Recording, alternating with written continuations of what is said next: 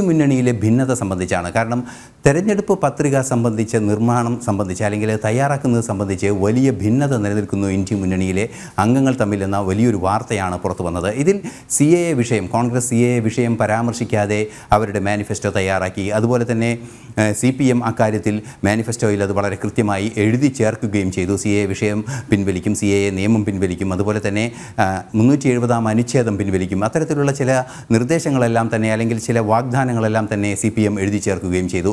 ഇത്തരത്തിൽ ഇന്ത്യ മുന്നണി ഒന്നായി മത്സരിക്കുന്ന മുന്നണിയിൽ ഇത്തരത്തിലുള്ള അഭിപ്രായ വ്യത്യാസങ്ങൾ നേരത്തെ നമുക്കറിയാവുന്നതാണ്. നേരത്തെ UPA ഗവൺമെൻറ്റിൻ്റെ ഒന്നാം UPA ഗവൺമെൻറ്റിൻ്റെ കാലത്തായിരുന്നുവെങ്കിൽ ആ UPA ഗവൺമെൻറ് ഉണ്ടായതിന് ശേഷമാണ് ഒരു പൊതു മിനിമം പരിപാടി ഉണ്ടായത്.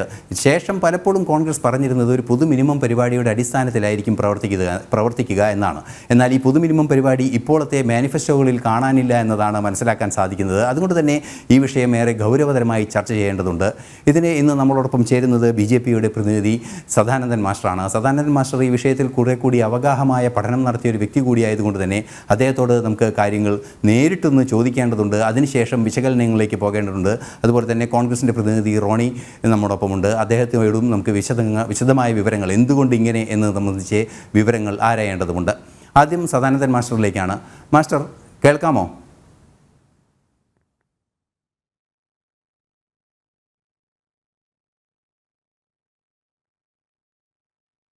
സദാനന്ദൻ മാസ്റ്റർ, ഇത് യഥാർത്ഥത്തിൽ ഒന്ന് അൺമ്യൂട്ട് ചെയ്യാമോ? ഞാൻ പറയുന്നത് മാഷ്ക്ക് കേൾക്കുന്നതിന് വേണ്ടി ഒന്ന് അൺമ്യൂട്ട് ചെയ്യാമോ? കേൾക്കാം പറഞ്ഞോളൂ. ഓക്കെ. ഇനി ഞാനിപ്പോൾ നേരത്തെ സൂചിപ്പിച്ചത് തന്നെയാണ് ഈ ഇന്ത്യ മുന്നണിയിലെ ഭിന്നത എങ്ങനെയാണ്, എന്താണ് ആ ഭിന്നതയുടെ അടിസ്ഥാന കാരണം? നമുക്കറിയാവുന്നതാണ്, നേരത്തെ അല്പസമയം മുമ്പ് ഈ വിഷയമൊക്കെ ചർച്ച ചെയ്യുമ്പോഴും താങ്കൾ തന്നെയാണ് പറഞ്ഞത്, ഈ നേരത്തെ ഉണ്ടായിരുന്ന പൊതു മിനിമം പരിപാടി ഇപ്പോൾ കാണാനില്ല. അത് ആ പൊതു മിനിമം പരിപാടിയുമായിരിക്കും തെരഞ്ഞെടുപ്പിനെ സമീപിക്കുക എന്ന നിലപാടെല്ലാമാണ് അറിയിച്ചിരുന്നത്. അതായത് കോൺഗ്രസ് നേതാക്കളെല്ലാം തന്നെ അറിയിച്ചിരുന്നത്. ഇപ്പോൾ അതിൽ നിന്നൊരു മാറ്റം ഉണ്ടായിരിക്കുന്നു, അല്ലെങ്കിൽ അവർക്ക് തന്നെ ഒരു ധാരണയില്ലാത്ത അവസ്ഥയുണ്ടായിരിക്കുന്നു. എന്താണ് ഇതിനെ പ്രേരിപ്പിക്കുന്ന ഘടകം? കോൺഗ്രസിനെ ഇത്തരത്തിൽ CAA അതുപോലെ തന്നെ ആർട്ടിക്കിൾ 370 വിഷയങ്ങളിൽ പരാമർശിക്കാതെ പോകാൻ ഉണ്ടാകുന്ന കാരണം എന്തായിരിക്കും? തീർച്ചയായും ഈ വിഷയത്തിൽ നമ്മൾ പൊതുവെ പറയാറുണ്ടല്ലോ, ജാത്യാലുള്ളത് തൂത്താൽ പോകില്ല. ജാതകവശാൽ ഉള്ളത് എന്താണോ അത് ഉടനീളം നമുക്ക് ദൃശ്യമാകും. ഈ UPA എന്ന സംവിധാനം നേരത്തെ സൂചിപ്പിച്ചു. 2004 UPA രൂപീകരിക്കപ്പെട്ടതിന് ശേഷം ഒരു പൊതു മിനിമം പരിപാടിയുടെ അടിസ്ഥാനത്തിൽ ഭരണ നിർവഹണം നടത്തും, അല്ലെങ്കിൽ നടത്തി എന്നതാണ് അവർ അവകാശപ്പെടുന്നത്. പിന്നീട് ഉള്ള തിരഞ്ഞെടുപ്പുകളിലൊക്കെ ഈ പൊതു മിനിമം പരിപാടിയുടെ അടിസ്ഥാനത്തിൽ ജനങ്ങളെ സമീപിക്കുകയും ജനങ്ങളുടെ മുമ്പാകെ ഇവരെന്ത് ചെയ്യാൻ പോകുന്നു എന്നതിനെ സംബന്ധിച്ച് ജനങ്ങളെ മനസ്സിലാക്കി കൊടുത്തതിന് ശേഷം സമ്മതിദാനം അഭ്യർത്ഥിക്കുകയും ചെയ്യുന്നു എന്നുള്ളതാണ്. പക്ഷെ UPA സംവിധാനമില്ല. കാരണം എന്താണെന്ന് നമുക്കറിയാം, അതൊരു സ്വാഭാവികമായ അന്ത്യമായിരുന്നു UPA സംവിധാനത്തിൻ്റെത്. പിന്നീട് അവർ ഇന്ത്യ സഖ്യം എന്ന പേരിൽ ജനങ്ങളെ അഭിമുഖീകരിക്കാൻ തുടങ്ങി. ഏതാണ്ട് ഒരു വർഷത്തോളം, എനിക്ക് തോന്നുന്നു, എന്റെ ഓർമ്മ ശരിയാണെങ്കിൽ കഴിഞ്ഞ വർഷം ജൂൺ മാസത്തിലോ മറ്റുമാണ് ഇന്ത്യ സഖ്യം പ്രഖ്യാപിക്കപ്പെട്ടത്. ഇന്ത്യ സഖ്യം പ്രഖ്യാപിക്കുന്നത് വലിയ ആഘോഷമായി തന്നെയാണ് അവർ നടത്തിയത്. ഏതാണ്ട് 2 ഡസനോളം വരുന്ന പ്രാദേശിക കക്ഷികൾ, ഇന്ത്യൻ നാഷണൽ കോൺഗ്രസ്, ഇടത് കക്ഷികളെല്ലാം ചേർന്നുകൊണ്ടുള്ള ഒരു വലിയൊരു സംഭവമാണ് എന്ന നിലയ്ക്ക് ജനങ്ങളുടെ മുമ്പാകെ അവതരിപ്പിച്ചുകൊണ്ടാണ് രംഗപ്രവേശം ചെയ്തത്. തെരഞ്ഞെടുപ്പ് എന്ന് പറയുമ്പോൾ രാഷ്ട്രീയ കക്ഷികളെ സംബന്ധിച്ച് ജനാധിപത്യ പ്രക്രിയയിൽ പങ്കെടുക്കുന്ന സന്ദർഭത്തിൽ എന്താണ് ജനങ്ങൾക്ക് വേണ്ടി തങ്ങൾ ചെയ്യാൻ പോകുന്നത്, ജനങ്ങളോട് എങ്ങനെയാണ് സംവദിക്കാൻ പോകുന്നത്, അവരുടെ വിഷയങ്ങളോടുള്ള തങ്ങളുടെ സമീപനം എന്താണ് എന്നതിനെ സംബന്ധിച്ചുള്ള ആധികാരികമായ, വിശ്വസനീയമായ, യുക്തിസഹമായ കാര്യങ്ങൾ ജനങ്ങളുടെ മുമ്പാകെ അവതരിപ്പിക്കുക. അതാണല്ലോ പ്രകടന പത്രിക എന്ന് പറയുന്നത്.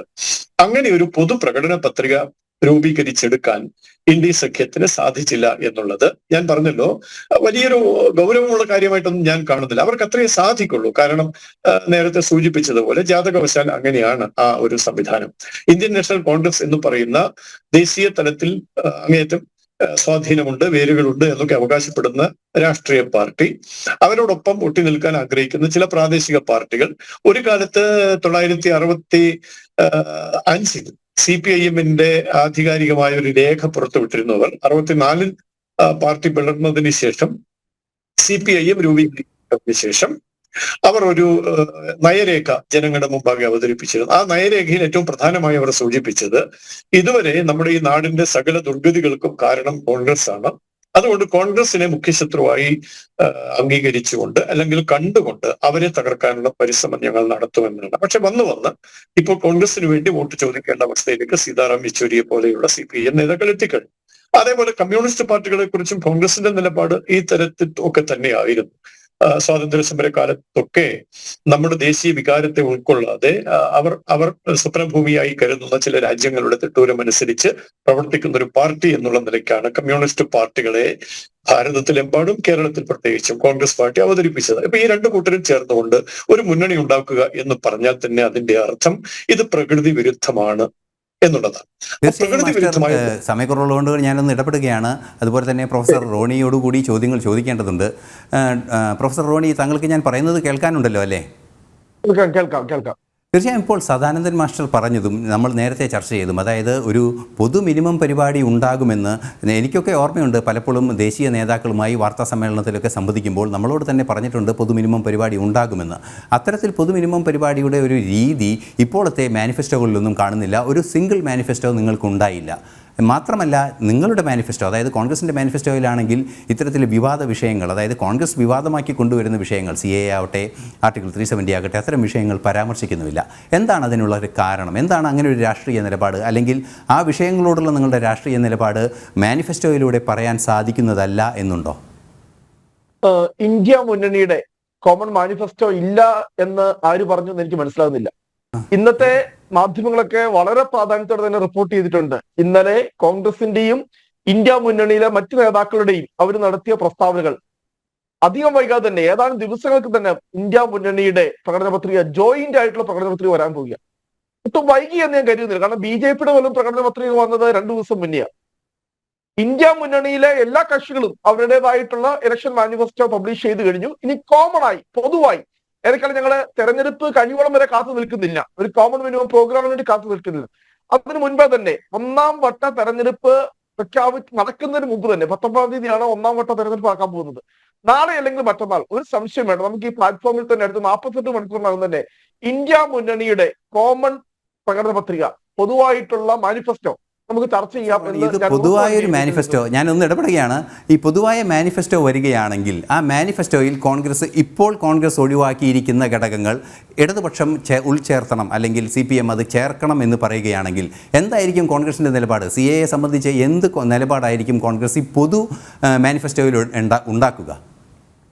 കോൺഗ്രസ് എന്തൊഴിവാക്കിയെന്നാണ് പറഞ്ഞത് എനിക്ക് മനസ്സിലായില്ല. വളരെ വ്യക്തമായി തന്നെ കോൺഗ്രസിന്റെ പ്രകടനത്തിൽ പറഞ്ഞിട്ടുണ്ട്, കഴിഞ്ഞ 10 വർഷം BJP ഭരണകൂടം കൊണ്ടുവന്ന ഭരണഘടനാ വിരുദ്ധമായ മുഴുവൻ നിയമനിർമ്മാണങ്ങളും റദ്ദാക്കുമെന്ന് പറഞ്ഞിട്ടുണ്ട്. അതിന്റെ അകത്ത് CAA ഉണ്ട്, ആർട്ടിക്കിൾ 370 ഉണ്ട്, തുടങ്ങിയ ഈ BJP ഗവൺമെന്റ് ഏതൊക്കെയാണോ ഭരണഘടനാ വിരുദ്ധമായ നിയമങ്ങൾ കൊണ്ടുവരുന്നത് ആ നിയമങ്ങൾ മുഴുവൻ റദ്ദ് ചെയ്യും. ഇത് വളരെ വ്യക്തമായി തന്നെ ഞങ്ങളുടെ ഇലക്ഷൻ മാനിഫെസ്റ്റോയിൽ വളരെ വ്യക്തമായി തന്നെ പറഞ്ഞിട്ടുണ്ട്. മതത്തിന്റെ അടിസ്ഥാനത്തിലുള്ള ഒരു വിവേചനവും, അത് ഏത് മേഖലയിലായിക്കോട്ടെ, മതത്തിന്റെയോ മറ്റേതെങ്കിലും ഘടകത്തിന്റെ അടിസ്ഥാനത്തിലുള്ള ഒരു വിവേചനവും ഈ രാജ്യത്ത് കോൺഗ്രസ് അധികാരത്തിൽ വന്നാൽ അത് അനുവദിക്കില്ല. അതിനുവേണ്ടി ഈ രാജ്യത്ത് കൊണ്ടുവന്ന മുഴുവൻ നിയമനിർമ്മാണങ്ങളും റദ്ദാക്കുമെന്ന് അസന്നിഗ്ധമായി പറഞ്ഞിട്ടുണ്ട്.